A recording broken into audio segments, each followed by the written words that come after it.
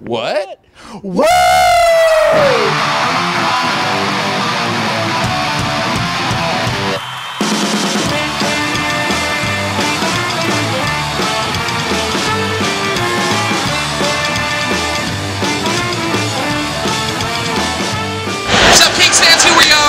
Game 6. Another chance to close it out.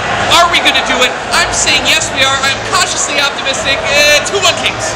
And welcome to Overtime, brought to you by KingsCast at www.kingscast.net. I'm Keith Kornelek. And I'm Chris Kalazewski. Ladies and gentlemen, the Los Angeles Kings have won the Stanley Cup. That's right, Chris.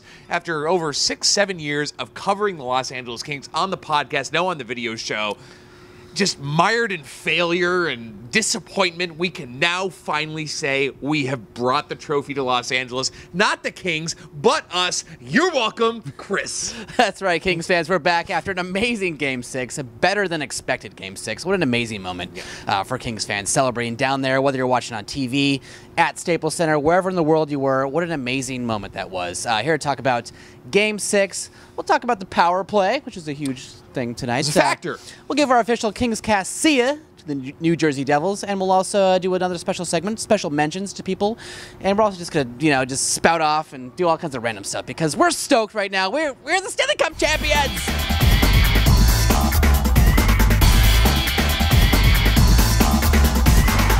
All right, so we are obviously back from Staples Center, not bruised, not battered. No one rioted. Why? We're hockey fans, classy. Yes. Not like those Canadian fellas up north, No. Who like to riot. But here we go. The Los Angeles Kings winning the Stanley Cup. Tonight was Game 6. We were cautiously optimistic. I mean, the Kings aren't going to lose 4 in a row. Not this Los Angeles Kings team. And, my wife said to me when we lost, on the road, she said, Keith, the Kings were meant to lose so they could win it at home. Damn it, honey, you were right. Yeah, she was right. We talk about this series, and after Game 3, the media and fans were sort of anxious to just automatically, anoint the Kings Stanley Cup winners. But after the last 2 games, the Kings lost, the media and fans were sort of quick to anoint the New Jersey Devils the Stanley Cup winners with their amazing comeback. Historic. Yeah, before Game 6. I hate the media. That's why you're watching us. You do too. But, they love a good story. Obviously after the New Jersey Devils won 2 in a row, a shocking number, they were going to be historic and, make the first comeback since the Toronto Maple Leafs in 1854. Yeah. It did not happen. Thank you very much. But, Chris, you gotta love the start tonight.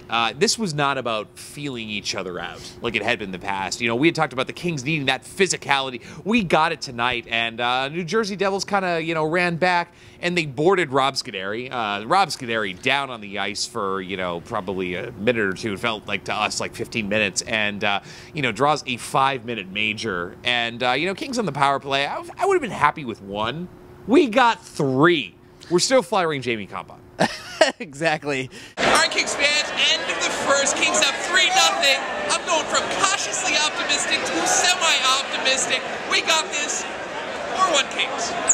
That's right, Keith. I mean, you talk about a team trying to take advantage, of a power play. We were up in the stands, hoping for 1. I mean, I think we even joked that I bet the Kings would get 1 because, it's the Kings, and when you're a Kings fan, you're just sort of programmed to think like that. But, getting the 3 goals, I mean, Dustin Brown getting a huge goal to start off with.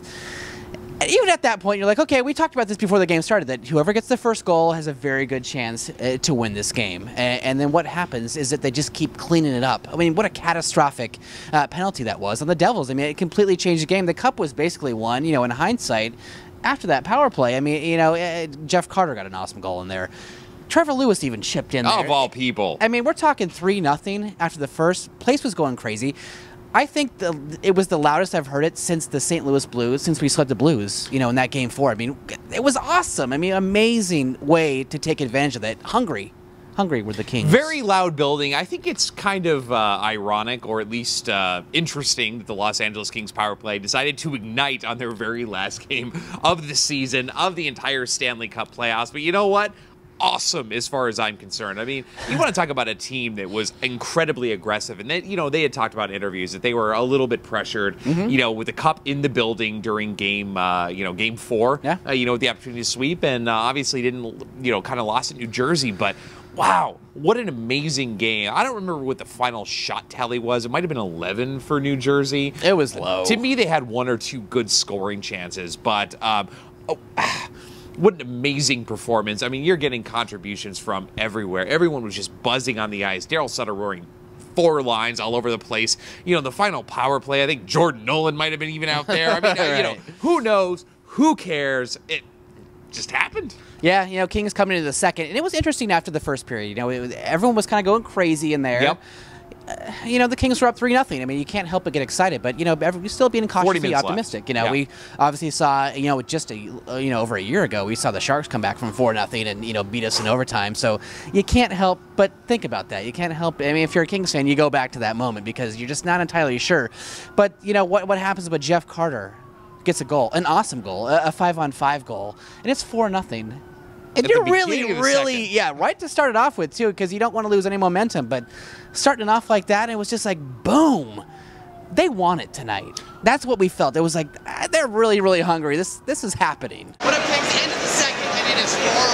The Kings like our chances. 20 more minutes, folks. 20 more minutes before we are going to be hoisting the cup right here, me personally. I like our chances. 5-1 Kings. If you're going to close out a Stanley Cup final, you know what I mean? You don't let a goal in the last few minutes or whatever. You close it out, and who better to close it out, Chris, than Matt Green, unassisted from the blue line, Mr. Norris himself. I mean, it doesn't get better than that. No, I mean, of course, in the second, giving up a goal late. Yeah, what are you going to do? I mean, but still, what was interesting? We talked about this at the game, but the second intermission. Almost dead silence in there. Yeah. Almost dead silence. No one was really going crazy. Very nervous. Still 20 minutes of hockey left to go.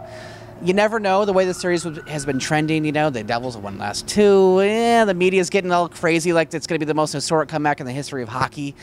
But, yeah, and then Matt Green that's when you knew. I mean, obviously it was 6-1 at that point. Yeah. But the fact that Matt Green, unassisted, no one even touched it, from the blue line. The cup was ours at that point. I think it was 7 minutes left. The crowd was on their feet. God, I mean, amazing. What a better way to close it out. And I mean, Chris is a Kings fan. I mean, walking in there. And the first year we had season tickets, it was right after the lockout. Matthew Guerin, Jason LaBarbera. Who's better? That Guerin? I think LaBarbera is a little bit better. He's more technical, Yeah, exactly. The days of Jeremy Roenick dancing on the ice, and now to get to this, a truly elite team worthy of Lord Stanley's Cup. And, you got to give a shout-out Jonathan Quick with that Conn Smythe. And what's really funny, Chris, when it was very surreal to me. They're rolling out the red carpet. Okay, it's happening, whatever. They bring out that Conn Smythe trophy. What an amazing thing. They give it to Jonathan Quick. He's like, okay. It's just like, he wanted to get rid of it. Somebody. He's like, give it to the trainer. I don't want to touch it. He was looking for someone to pass it off to. But, I mean, last 5 minutes of the game, everyone was on their feet, chanting, yelling. I don't know if it was more celebration than relief. I don't know what it was, but it was really special. And it was at the point where we just turned the cameras off. We just soaked it up, like everyone in the arena. It was so awesome. I mean, just to know that these guys have earned it. You know what? They went 16-4 in the playoffs. I don't care. Yes, they didn't beat Edmonton's record. Doesn't matter. Won the cup. These guys are all going to have their names on the cups. Forever. The cup came out. It was one of the coolest things I've ever seen. We're talking tonight about getting married. Yeah, it's cool too.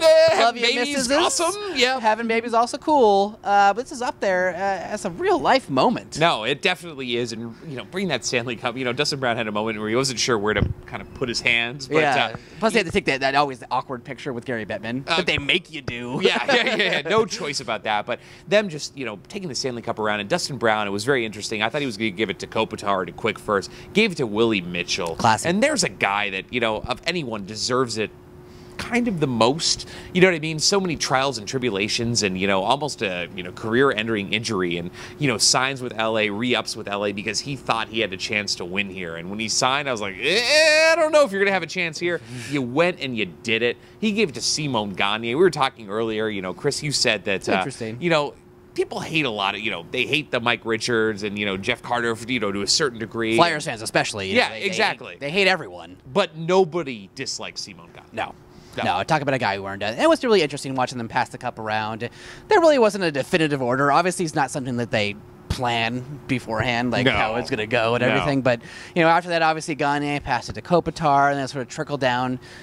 And then you get down to the awkward moments. You get down to which is happy. I'm happy that guys like Kevin Westgarth and Davis Jawiski, Latianov, those guys were dressed in jerseys, stoked, obviously, hoisting the cup up there. And then you get down to Scott Parse, Martin Jones, who's never suited up for the LA Games. Martin Jones and Cleach. Yeah.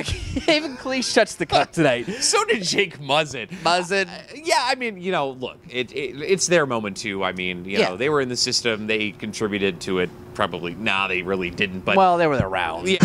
What up, Kings fans? They did it. The Kings just won the Stanley Cup.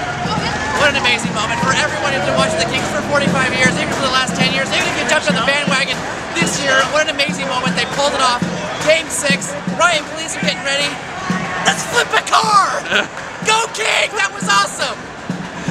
I don't know, Chris, for me, the special moment that I will probably always remember is Dean Lombardi, and we sit, section 318 right next to the GM box, and, you look up, and here's the guy that really wants to absorb the moment. He's got his knee up on a chair. He's just kind of watching as the Stanley Cup comes up. Man. Yeah, Dustin Brown raises. He's got tears in his eyes, and you bring it down to the ice, and the players, just like Daryl Sutter, they kind of made him take the cup, and he raised it above his head, and he gave it back to someone else. I don't remember, and said, "Thank you, boys." That to me was a real moment. You know what I mean? You look at what Dave Taylor, he brought Dustin Brown, Andrei Kopitar, Jonathan Quick into the organization. Yeah. But Dean Lombardi's the guy that executed, that made it all happen, that made us suffer to allow us to win. And to me, that was an amazing moment. Yeah, same with Sutter. Obviously Brown went up to Sutter and tried to hand it to him, and he didn't want anything to do with it. Prairie mumbled, "Oh, no, I don't want to do that, guys." But no, he took it, and I think that was when everything sort of exploded again. What an amazing moment. We love Terry Murray. Terry Murray's blueprint, his fingerprint is definitely on this cup. Sad that he's not going to be on that, but, to give it to Sutter, he's the team that, he took the team over the edge, and it was awesome to see him hold that up and hoist it and quickly hand it off to the next person or coaching staff or whoever else. Everyone touched that. It was tonight. It was such an amazing moment, up top to bottom. Yeah, no, but unfortunately we didn't. I don't know. There must have been an error in the memos, definitely. But I know we will get a day with the Cup. Kings fans will let you know when that happens. Chris and I will have a barbecue, something like that. We'll do but Kings fans, your question of the day is, what was going on in your head when the Kings won the Cup? Leave your comments, as always, downstairs. All right, Kings fans, so here we go. It's that time again, a time when we like to say goodbye. Sometimes it's to a person. This time it's to a team, as we've been doing all playoffs long. And, we've been doing it in previous series, but here we go. We're going to say goodbye to a team. It's the New Jersey Devils in a little segment we like to call See Ya. Ilya Kovalchuk, you teased LA. Terry Murray took you out for coffee and you made him pay. Well, New Jersey signed you twice. Guess what? Wrong team. See ya! Number 4, Zach Parise. Look, bro, it happens. You know what? We understand you had Alexei Ponikarovsky in the top 6. But look, next year, when we do it all again, I think you're going to look great in a Kings jersey. So we got to say this year, see ya! Peter Harold. Really? See ya! Number 2, Coach DeBoer. You said Taylor Stevens' double D rack wasn't distracting behind the bench? Well, it was. They're awesome. You loved it. So we got to say, see ya! The National Hockey League. You came, you saw, you got your asses kicked. So from our Stanley Cup champions to your golf caddies, we got to say, see ya!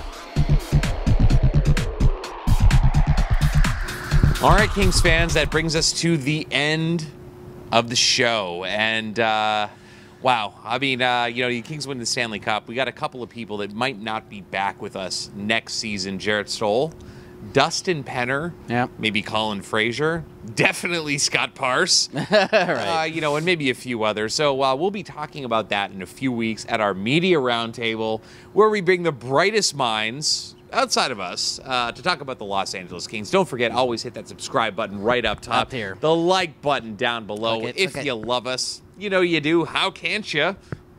Everybody else does. That's right. Yep. So Kings fans, enjoy the moment. It's a Stanley Cup. It hasn't happened in this franchise ever. Yeah. I'm Keith Korneluk. And I'm Chris Kalazewski. Thank you for watching Overtime by KingsCast.